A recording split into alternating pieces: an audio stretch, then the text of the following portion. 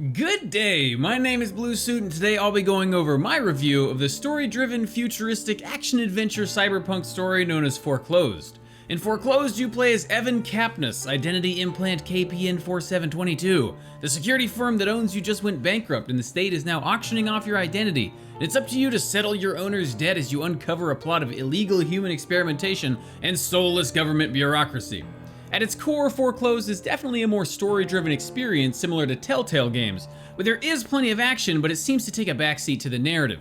The story is overall really well told, with a great soundtrack, decision-based dialogue, and writing, with a mixed bag of voice acting, as some of it's really good and others not so much. I really enjoy the story overall, as it had a ton of fun twists and turns with some memorable, albeit short-lived characters.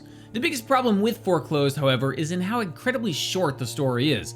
Clocking in at only around 3.5 hours, I was really surprised how abruptly it ended. All the writing was well paced, but I could have easily explored the world more had there been more content.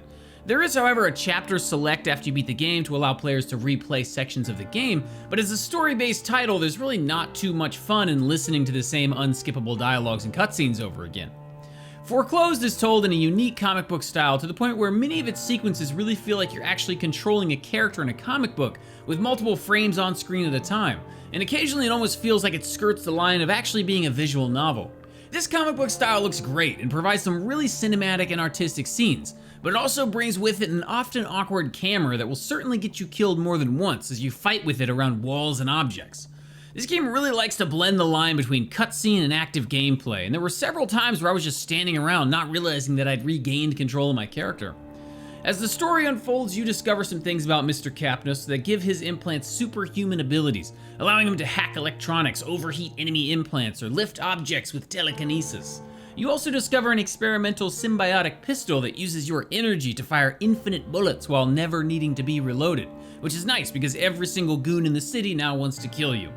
There are some light RPG mechanics in play as well in Foreclosed, such as the leveling system. There's not really a way to grind for experience, but by killing enemies and discovering hacking points, you can earn XP to learn new skills for either your implants or your pistol. Many of these upgrades are fun, but they're definitely far from balanced, as some are totally useless, while others are incredibly powerful. Probably among the best is the ability to levitate enemies, leaving them dangling in the air and vulnerable to an onslaught of energy bullets. The pistol skills imbue your shots with special modifiers like increased rate of fire or bullets that explode or pierce armor.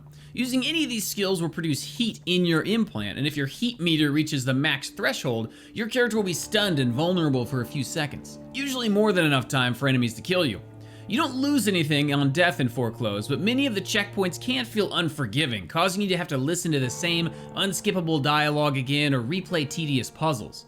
The combat, however, is still fun in a simple way, but don't expect deep, engaging gunplay here.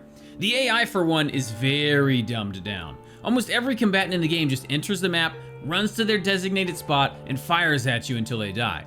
They don't react to your movements or flanks at all, and if you're playing stealthy, they don't even seem to notice their dead friends' bodies littered all around them. Additionally, the controls, both in and out of combat, are pretty abysmal. You can't rebind controls, and while most of the game is better suited for a controller, the shooting is by far better on keyboard and mouse.